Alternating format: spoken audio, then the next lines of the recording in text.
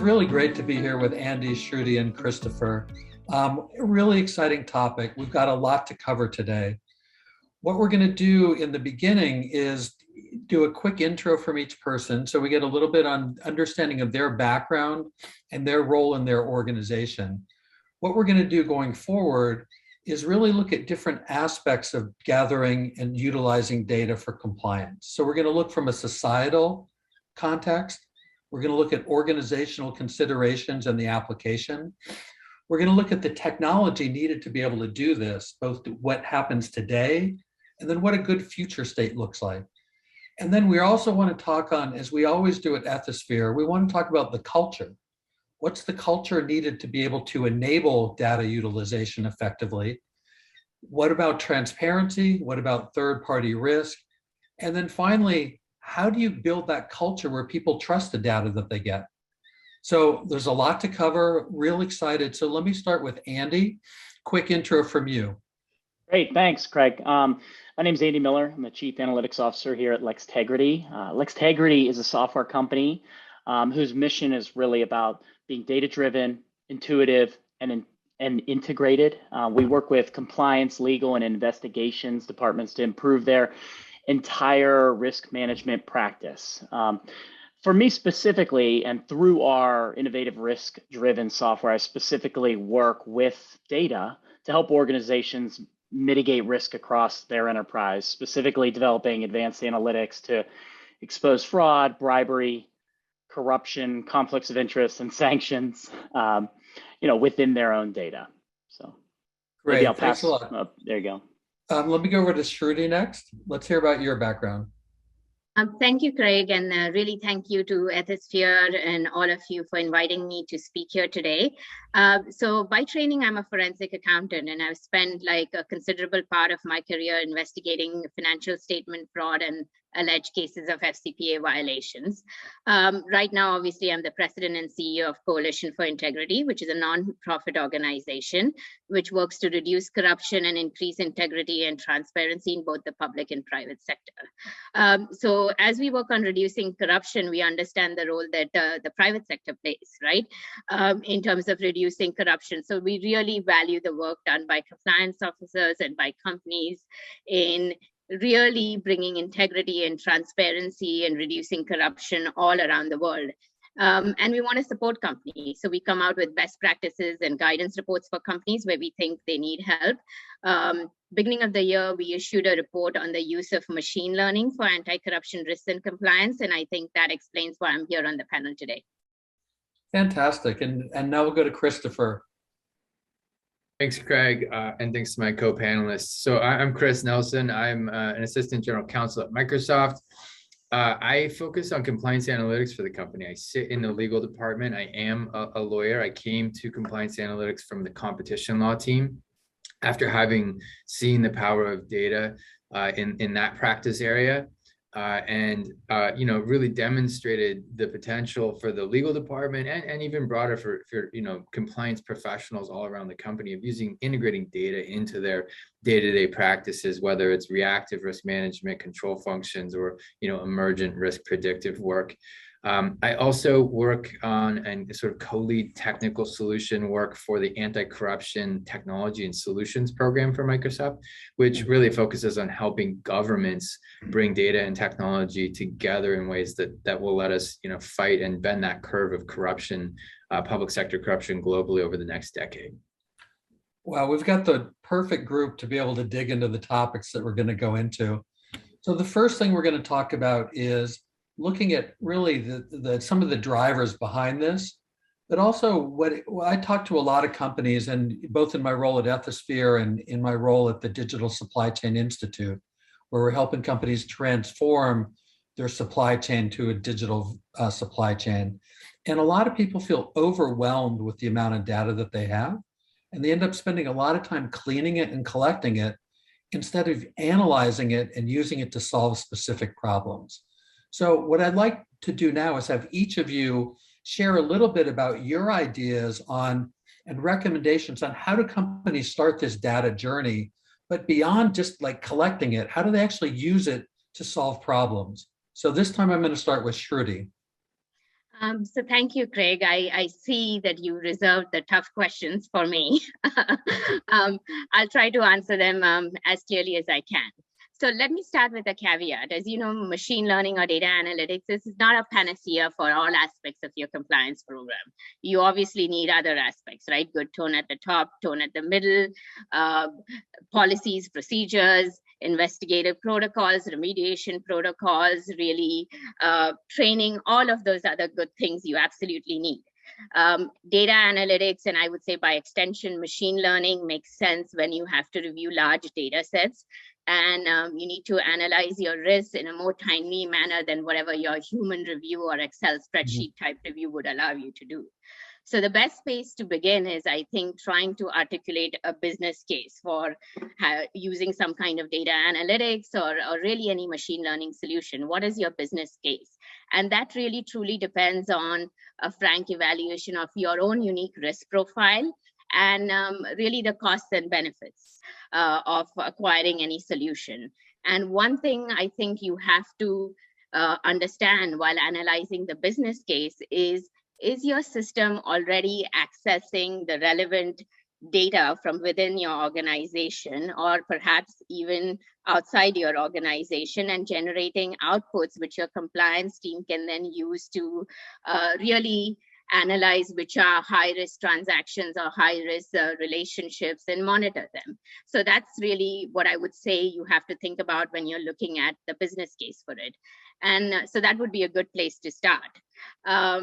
And then the other aspect is you have to think through your staffing requirements, because obviously, even if you do data analytics, you need to have the right trained staff to be able to make use of those analytics and really actually do something with them.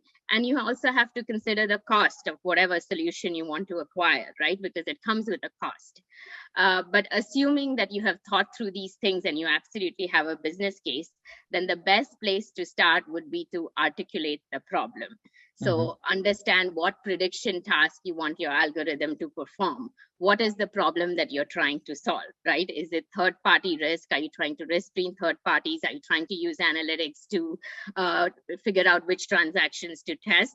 That would be a good place because that will enable you to understand what data you need, which business units house that data, and also prioritize certain inputs, right? Some points of data may be more relevant than other points. And that, I think, would also help you determine quantifiable outputs. So anything that you use for your data, you want to kind of envision what you want your output to be. Is it to divide your third parties into risk categories so that you can have different procedures for different risk categories? Because any tool, whether it's data analytics or machine learning, is not going to help you with qualitative outputs, right? They are not, at least as of now. So they're not going to help you say, should I continue to do business with this third party, or did the vice president know that this payment that he authorized is a bribe payment? No, it's going to help you with quantifiable outputs, perhaps like maybe risk screening or continuous monitoring or transaction testing. So I think framing the problem, trying to define quantifiable outputs would be a good place to start. That's great. I really like the point you brought up around the business case, and then transitioning from there to the problem, and then using the data to integrate and trying to solve that. Let me go to Christopher now. Any take on this or anything organizationally or from your perspective at Microsoft as to how you would utilize data? You know, I'd say there's some truth to the idea and that, you know, what Trudy was just saying.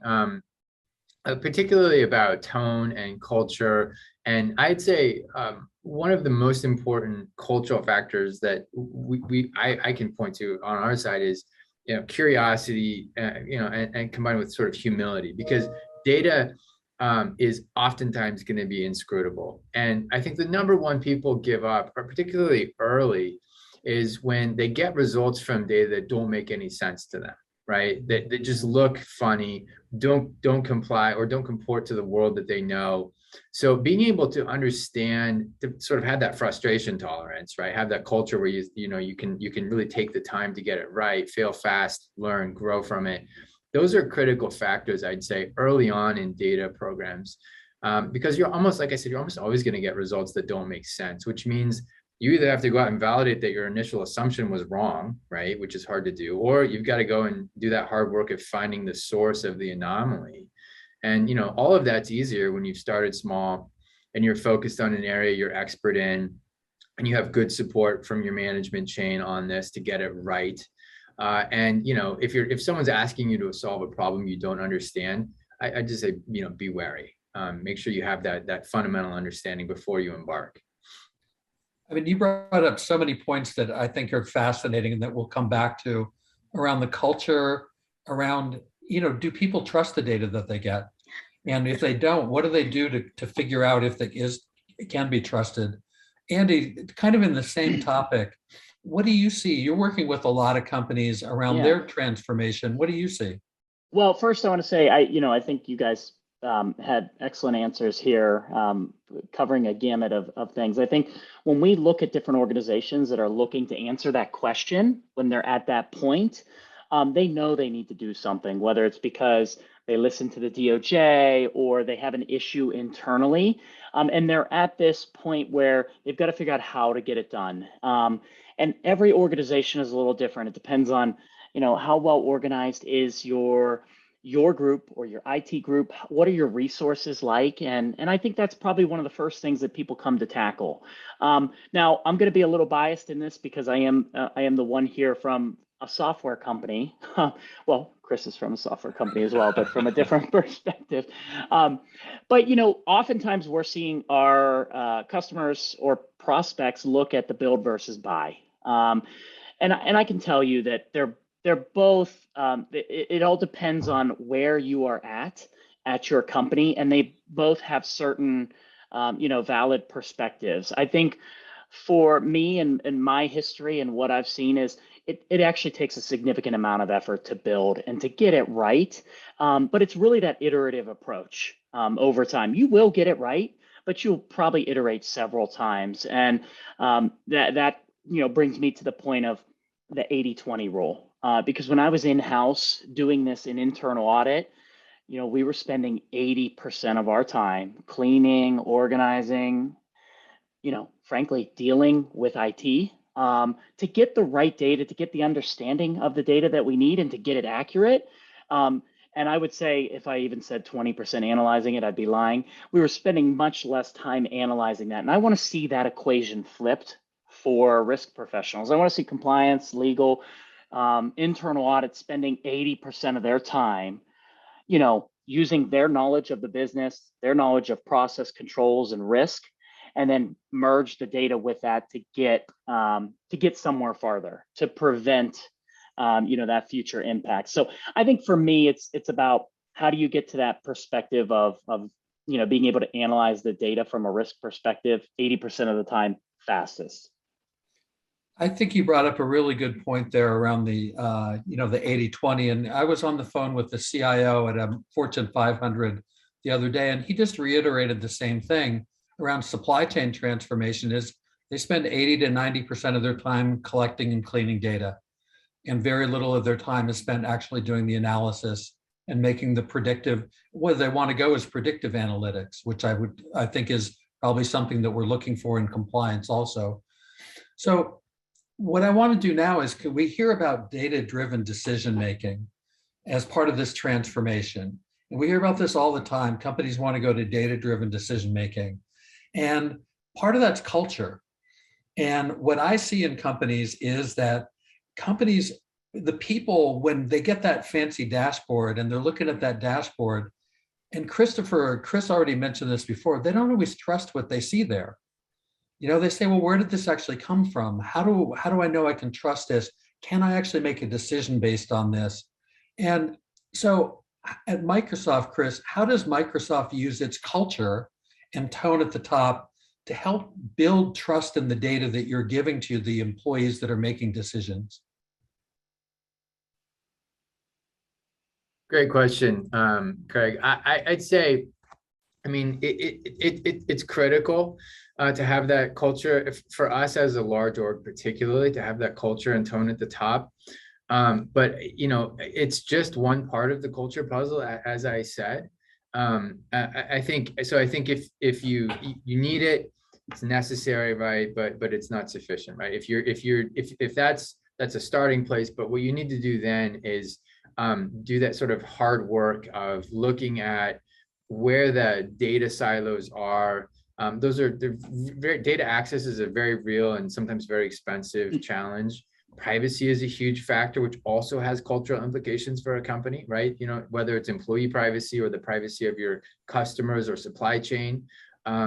So it's easy you're going to run into walls, and culture on the culture of compliance and the culture of data is going to help you scale those walls or get around them. But there are other major factors that you have to address, and that aren't all culturally driven.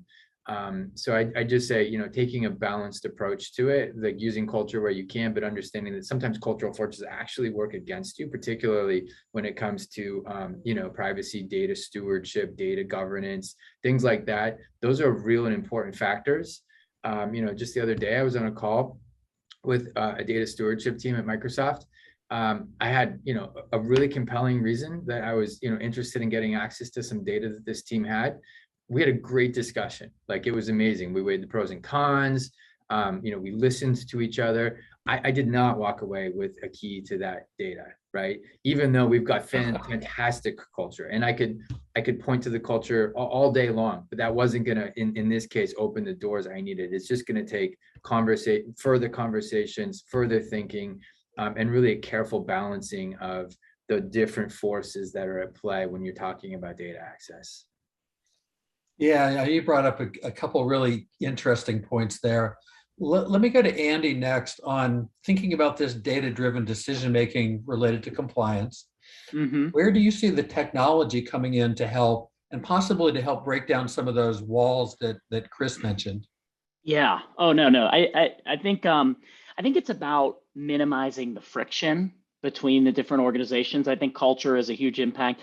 Chris, I can just, as you were talking, I was remembering, my days working for a Fortune 500 and being an internal audit and trying to get the right data that we needed to do what we felt like we needed to do. And sometimes we'd resort to, here's our internal audit charter, remember this. Now we've got some other things now with the DOJ saying compliance professionals really need to, have access to data, be able to get to it, be able to root cause the things that they need to. And it's hard to root cause things without, having some access to the data. Otherwise, you can get stuck in the cogs of the organization. But in order to minimize that friction, you need to have this automation and this setup and make sure that you've got that access, you've got that flowing, and that it's not a one-time thing. It's not a hard pull every time you do it, because I'm reminded of the situation of, a typical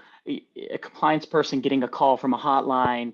They hear something's not right with maybe so-and-so's expenses. And, now the compliance specialist or the compliance officer is off looking to get that data, and they're calling somebody that they deal with. That somebody's on vacation. They get the other person. They're not really sure how to get the data out of the system. And before you know it, it's been a week, and then they forget it's another week, and the whole thing gets dropped, right?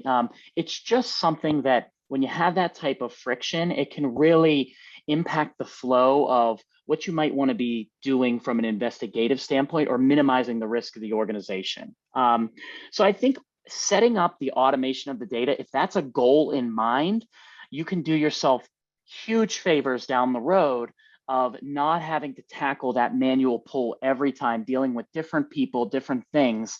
And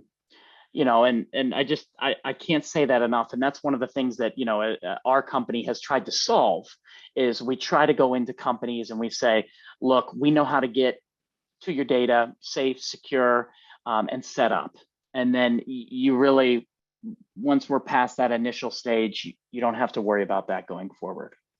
And to your point, it really then lets them focus more on the analysis or the root cause analysis, and not so much on having to get the data each time, which makes a big difference. I mean, a lot of people struggle internally from department to department. And then if you actually need to get data from external sources, it just makes it even more complicated of a process. Mm. Shruti, let's go over to you and kind of shift the focus a little. What are the trends that you see that are emerging around data-driven decision-making for compliance? And what does best practice look like to you? So let me, though I said to you, Craig, when we were prepping, I wouldn't answer this question, but I am going to now. My co-panelists have tempted me enough. You know, you mentioned something about like gut-based decision making and Right. trusting your instinct, really in your opening to this question before you turn to Chris. And Right. that's one thing, because I'm not a behavioral psychologist, I said I would not touch. But I am Now a you, forensic. you switched on me. Now you said you do want to discuss. And this is how I get into trouble, right? But I am a forensic accountant by training. So I guess instinctively, I have for most of my life used data in the sense that I'm not a skeptic like other people. I will say that when you're in the legal department or you're a compliance officer or anything, intuition and your gut can be a fickle and undependable guide. You are as likely to be right or, likely to fail tremendously. And as Andy pointed out and Chris pointed out before him, say, the DOJ does expect you to have access to the data. And when they say you want you to have access to the data, what they are also saying is we want you to monitor that data to get some actionable insights out of that data. And access, as Andy pointed out, when you talk about, which he didn't say, which he was far more polite, when you talk to compliance officers, none of them feel they have real-time access to data, right? Like he mentioned this example about somebody calling through the hotline and then there's this scramble to get access to data. So that's not really real-time access or as close to real-time as possible. If you had a tool, that would be better. See, Andy, I'm doing your marketing for you here. Thank you. And also, Chris, you can thank me later. So that's one aspect. But you also mentioned in terms of trends. Let me step back before I answer the trends question and go back to expectations. We talked about DOJ's expectations. Say if you are ever in the unfortunate position where you're in front of the Department of Justice and you're trying to really give a presentation about why your compliance program is effective, then I think a best way to demonstrate it is to show that you made data-driven decisions, that you have a risk-based approach based on the data that is available to you and why you took certain actions and why you performed certain risk-based procedures on certain transactions or third parties and why you didn't for others. And it will also be easier to have a documented trail to explain that. So that I would say is one compelling reason to follow that risk-based data-driven approach. In terms of trends, I will say up until now, at least in the companies that we've consulted with in coming up with this guidance, we have seen that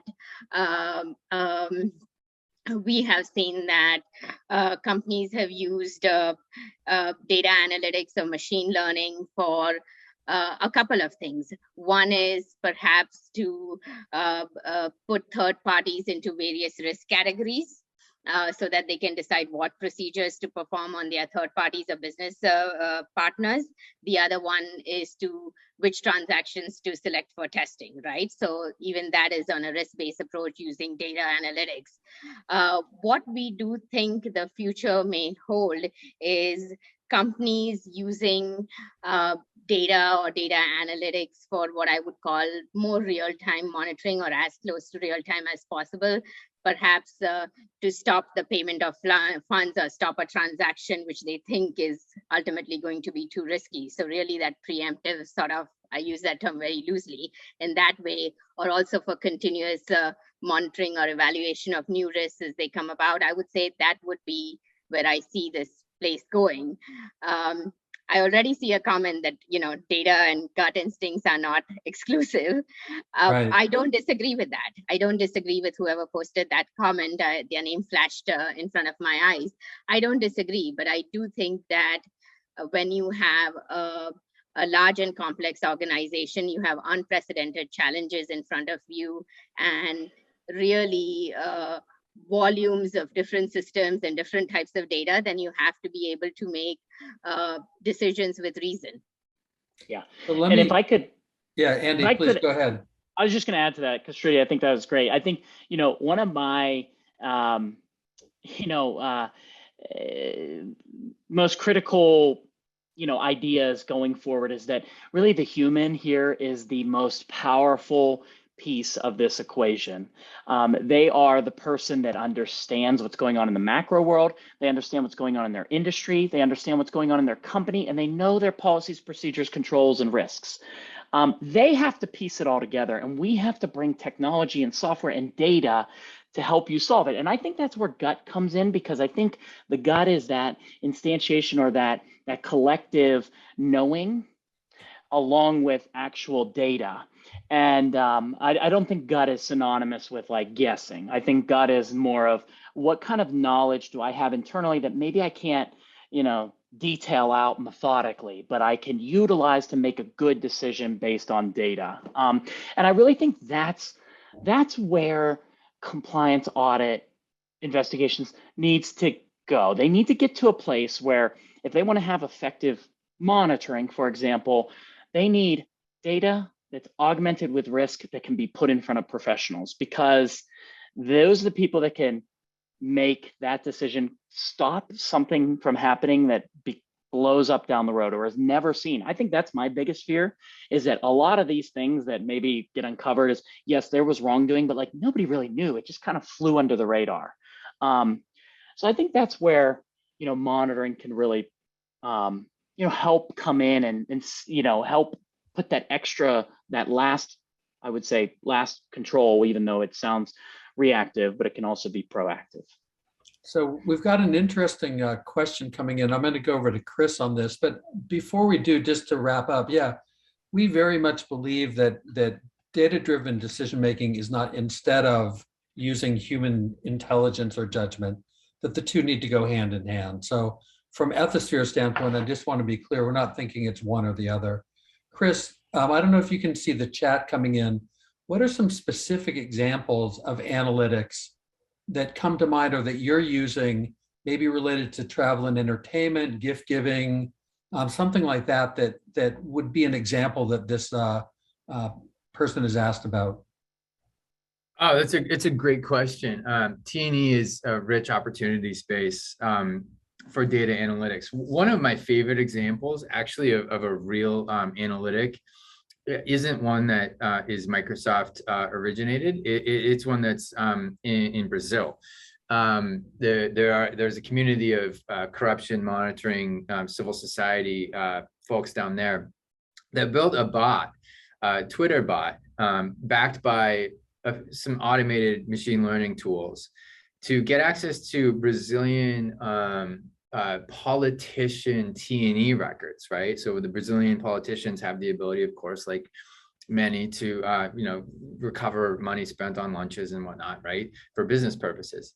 And they built this incredible tool that looks at the address of the restaurant, goes online, searches and scrubs the menu prices, and looks at and calculates an average menu price for the number of people that were supposedly at this restaurant, does a validation of the address using, Google Maps or whatever of the restaurant, looks at the rating of the restaurant, has this algorithm that basically says, is this receipt within the realm of, the 95th percentile of the expenses you would, expect to see based on the attributes that are reported in this case? And if not, it doesn't do anything other than just say, hey, this receipt, this Twitter bot will tweet out, I forget the name of it, you can find it online, but it'll say like, this receipt from this politician doesn't seem to match up with the realities that we know about this restaurant. Good luck, everybody. It just sort of raises awareness. And I think that's a great example of the kinds of, and again, this is a team that didn't have the benefit of having access to internal T&E records, right? They were only able to scrape, what they could find publicly sitting outside of the organization that they were purportedly monitoring. So if they can do that in that context, I just say, think about what you can do if you have real-time access to T&E records, trend histories for employees. There's all kinds of, measuring and monitoring you can do. Not to say like, you're going to immediately come up with the world's greatest like T&E red flag algorithm that's going to all of a sudden, put 12 people into a compliance investigation, but more you're going to start to understand what is expected, right? That like measuring the world as it is, it's a really critical function for data, because it then lets you look for outliers and look for deviations in the trend you expect, and then go out and just sort of say like, okay, so what's going on? And then that follow on what's going on discussion after you've measured the world, that leads you to the red flags, right? It's not you're rarely going to strike gold on any kind of analytic red flag the first go around until you first measure and sort of explain the world as it is in your company and how trends behave. Yeah, absolutely. I mean, the whole thing that you bring up there is you need the data to be able to understand the deviations. Without that, you just can't do it. Andy, any examples before we move on? Any examples that you want to bring forth on specifics on data analytics? Yeah, I mean, look, as we were going through that, and I really enjoyed Chris's answer. That was enlightening. We have a number of different, employee spend analytics in our employee library. But I'm going to highlight one that is almost a cop-out. Maybe it's not a cop-out, but it's possibly the simplest analytic that we have. It's just called ad hoc subject monitoring. And it is specifically designed to say, is there something that you're aware of that you'd like to monitor as it goes on in terms of an employee? I think it's critical because risk professionals are often connected within the system. They know what's going on with the organization. They're talking with their business partners, and whether it's different parts of the world, maybe they've got the hotline coming in, and they can merge that world, which is very messy in terms of what might be coming through, and they can merge that with their transactional monitoring and say, you know what?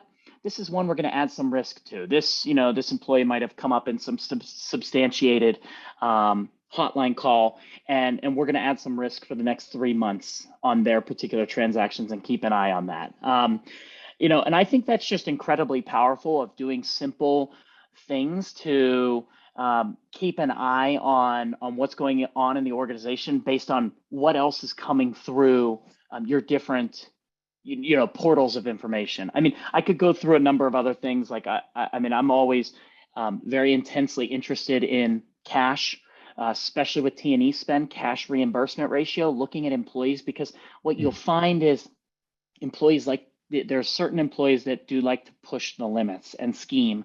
And oftentimes they're just scheming for their own personal benefit, but they could be scheming to do something, extraordinary, as they might be paying a customer on the side a kickback, or that's how they're getting money. They've got a boss that doesn't really watch, and they're doing that. So I like to look at cash expenses in a number of ways, such as how often they use cash as opposed to a corporate card if they have it. And you have to look at that by country. You can't look at that specifically globally, because there's different customs around the world.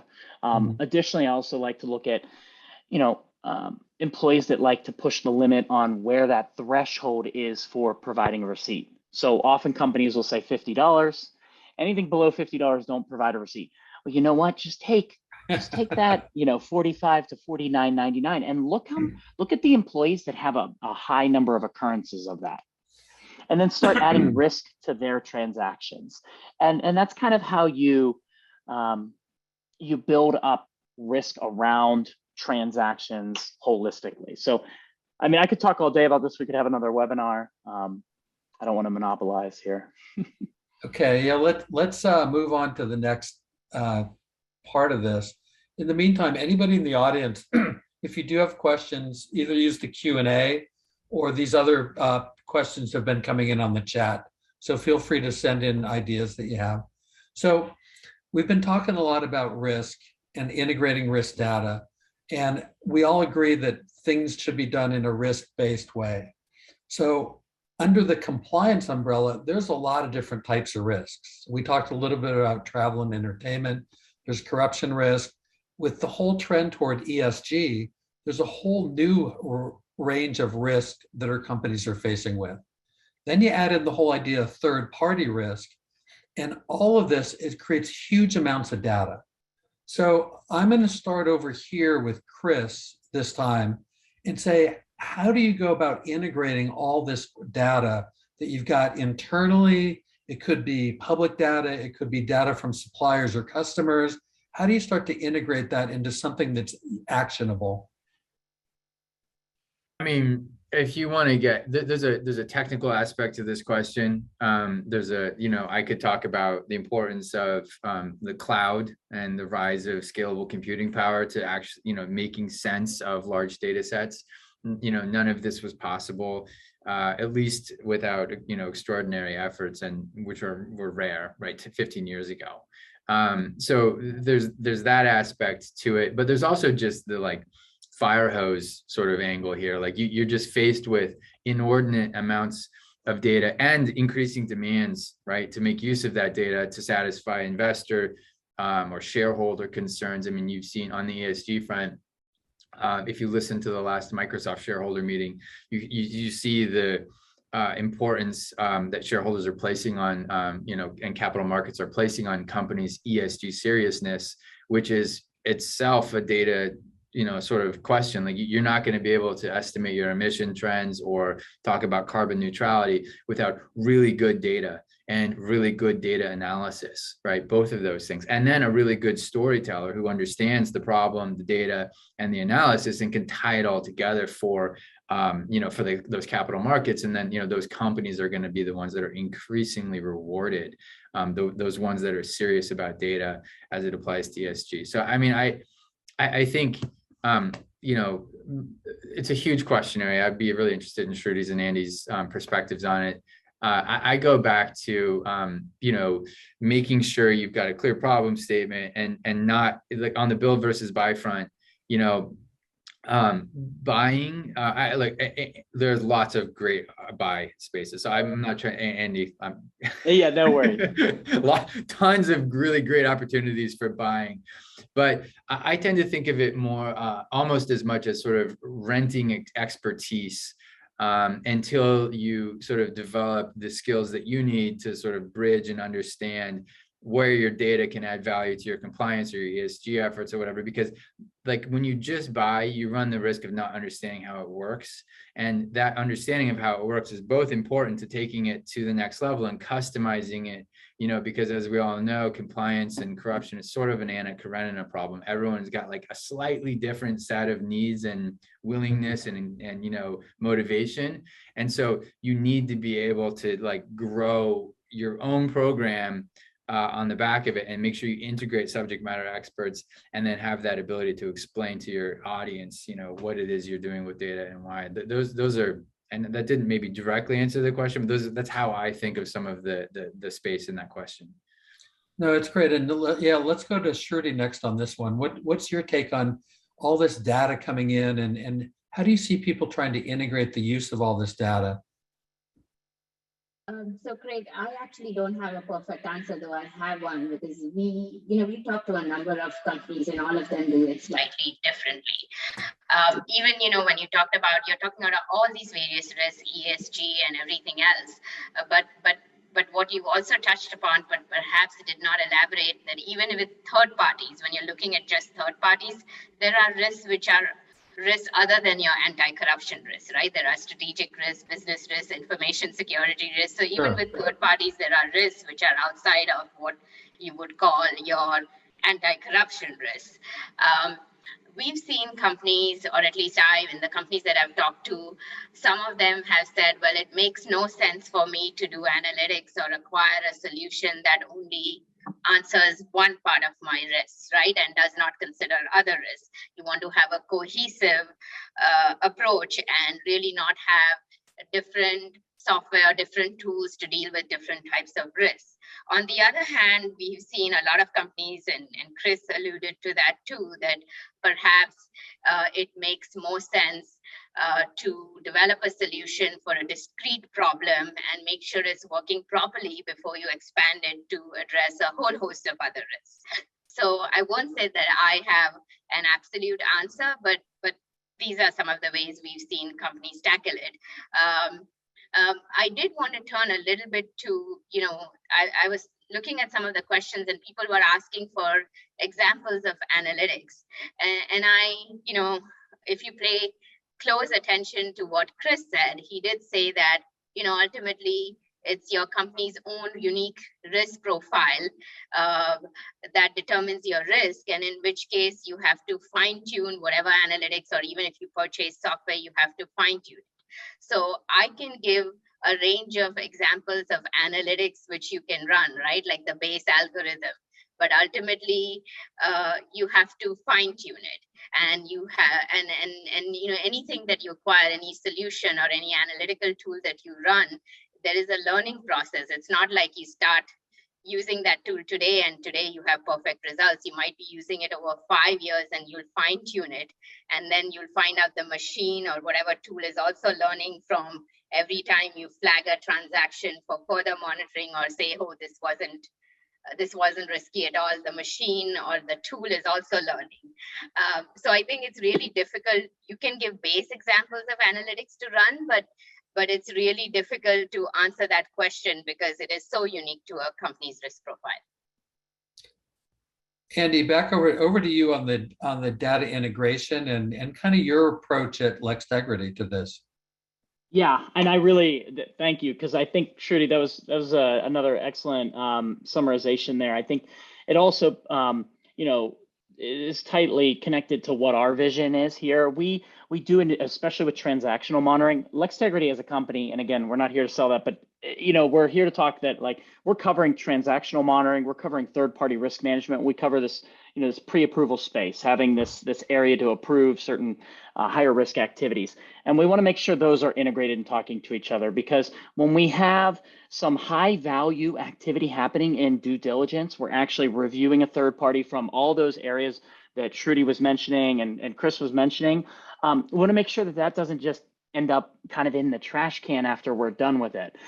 We can use that in transactional monitoring. Wow, you went all this work to do a due diligence questionnaire, to meet, maybe even do something as crazy as get boots on the ground, do a site visit, take pictures, make sure everything was hunky-dory with that third party. Well, when you come out and you synthesize that down into a risk result of, oh, they're low risk, they're medium risk, they're high risk. Well, you know what? Let's utilize that information in transaction monitoring, because it's not just this hurdle that they get over and you should never, deal with that again. You should be utilizing that in there, especially if you're going to rate them high risk, or even some organizations have critical risk, right? So that should feed into your transaction monitoring. On the same side, you've got transaction monitoring that can be that check and balance for what's going on in your approval system. So you might have approved that you're going to give $5,000 to this doctor for a sponsorship. Well, you know what? Turns out it was $12,000, right? And did anyone notice that? They don't, because these systems are disconnected in silos. So I really believe strongly in trying to integrate that information as much as you can. And I think there's other areas of compliance that can come into play. I know, we've talked about all the, it's not just ABAC risk. There's, there's AML, there's the ESG topics. So those things all can come into play. But I think that if you're really doing what you should around this, you need to make sure you're connecting and integrating those dots from your compliance program and not just letting them, sit in their own silos. Andy, I love what you said about that. And it made me think also that, ultimately companies could be using data to shift from being reactive to more proactive and preventative. And so just comment on that briefly before I'd love to hear your thoughts on that. Yeah, that's really great. And this is the one thing that I wanted to comment on, Shruti, at first is that, when you think about transactional monitoring, it is a living thing. Okay, it's living over time and you have to care for it. There's no magic algorithm out there to detect fraud or, corruption or whatnot. I mean, talk to the credit card companies. They have not solved fraud on there. They've leveled it off, but they haven't solved fraud, and they've put $1 billion at these algorithms. So it's one of those really, really tough problems. And the schemers are going to find a way to scheme. And they're going to find a way to commit fraud. They're going to find a way to get around your controls, because that's what they do. And that's the world that we live in. So I think it's important, at least from, what we try to do from transactional monitoring perspective, is you've got to learn from your own monitoring. You've got to tweak your settings. You've got to make sure you say that's a false positive. Do we have that false positive a lot? Do we need to make a tweak to that? You need to be curating your risk settings over time, because they're gonna change. Now, the macro stuff, I mean, you could definitely say like the macro came out of nowhere. COVID came out of nowhere, that presented new risks. T&E went way down, although you could say there's probably still some intricate risk there, but it came way down. And then other risks happened, probably a lot of vendor risk, because a lot of vendors were a little desperate. So I just think it's really important to curate that program and your risk profile over time. So we're coming to the last section that we wanted to talk about. And before we transition to that, Andy, I do have one more question for you. Is I know that Ethisphere and Lextegrity have put together a way for companies to assess where they are on the transformation journey to more better use of a digital compliance transformation. Any comments on that? And where do you see companies now in that transformation journey? Yeah, I mean, I think it's just something that, I think it's an impressive collaboration that we have and tool that can help you assess where you're at. And really, I think that you need to be thinking about that. You need to be self-assessing or having somebody help you self-assess so you can make sure, you're on the right track there. I'm reminded of also a similar, self-assessment that I've done in the past when we were in internal audit, and we really came into it thinking we were great, and that we had all our bases covered, and you'd really just be surprised at, how you can open your eyes to certain things that just were not in your field of vision. So it's always good to have this external assessment and this look, at what you're doing. Because when companies transform to a digital compliance program or a digital supply chain, they're starting from different points today.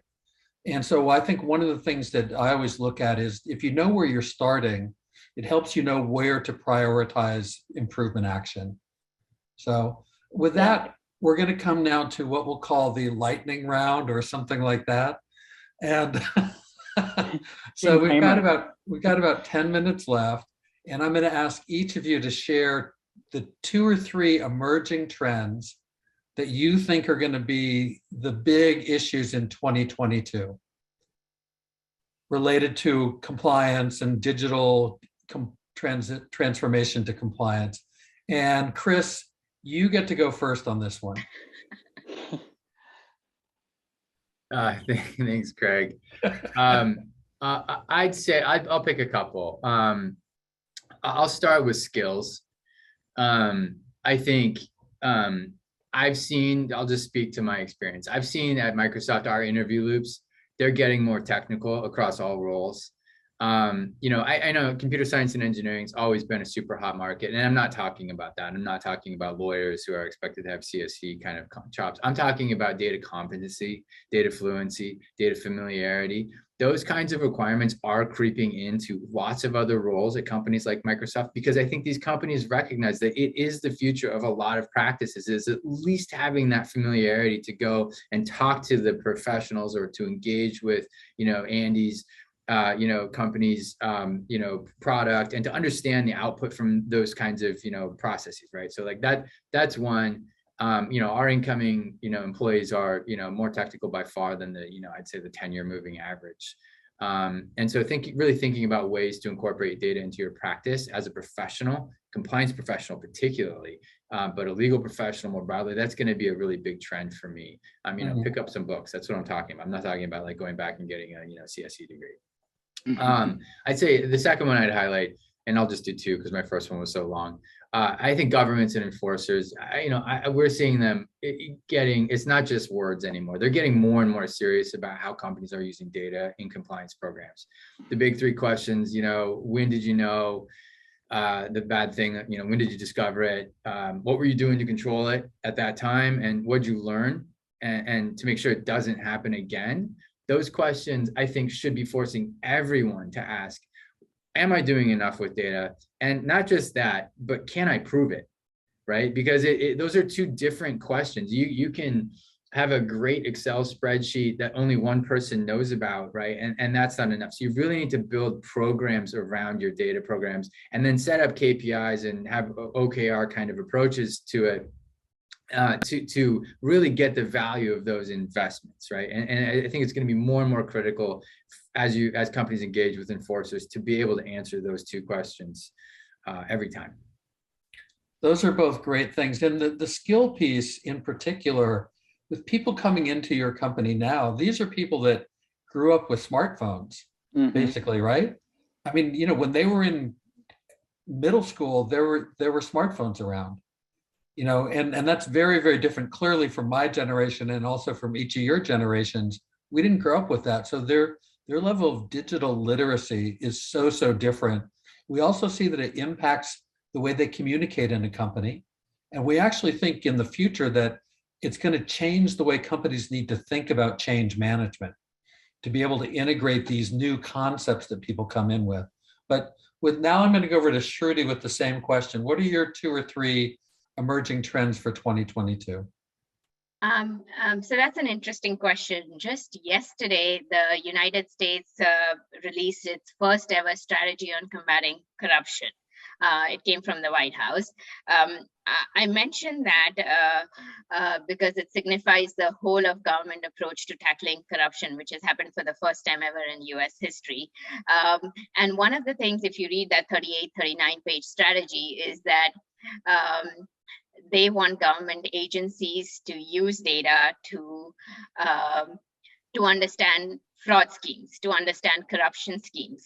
So if we think that regulators are going to use data to understand corruption schemes, the expectation is also that the private sector will make better use of data to manage their own risk. It is very, very clear from that document. So I would say that the expectations from the private sector are greater in terms of how they use data. I will also add that I think that the price point of various solutions would come down as we get better at this, even if you're trying to buy some solutions and then customize them.